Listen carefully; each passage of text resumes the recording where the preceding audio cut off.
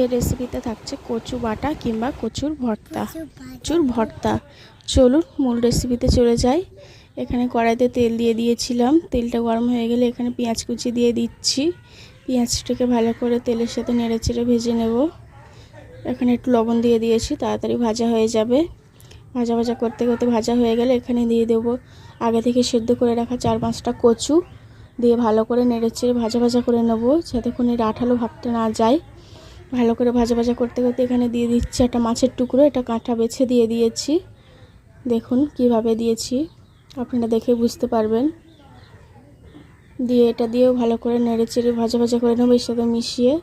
যতক্ষণ না কড়াই থেকে আলাদা হয়ে যাচ্ছে ততক্ষণ ভাজা করব। তারপর এখানে দিয়ে দিচ্ছি একটা ম্যাগি মশলা।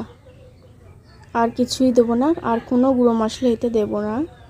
দিয়ে ভালো করে এইভাবে ভাজা করে তুলে নিচ্ছি। এই কড়াই থেকে উঠে আসছে, হয়ে গেছে। তারপর কড়াইতে তেল দিয়ে রসুন দিয়ে দিয়েছি আর শুকনো লঙ্কা ভেজে নেব। তারপর এখানে মাখাবো। এবারে এখানে রসুন আর শুকনো লঙ্কা পেঁয়াজ একসাথে এবারে মাখিয়ে নেব চটকে।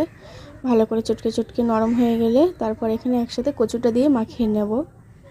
দেখুন কত সুন্দর লাগছে দেখতে, কতটা লোভনীয় লাগছে। আপনারা দেখে বুঝতে পারছেন কি জানি না, কিন্তু আমার তো এখনও দেখে লোভ লাগছে। ওপর থেকে একটু সরিষার তেল দিয়ে দিয়েছি, দিয়ে ভালো করে মাখিয়ে নিচ্ছি। হয়ে গেছে আমাদের কচু বাটা কিংবা কচুর ভর্তা। কেমন লাগলো ছোট্ট একটা কমেন্টে জানাবেন।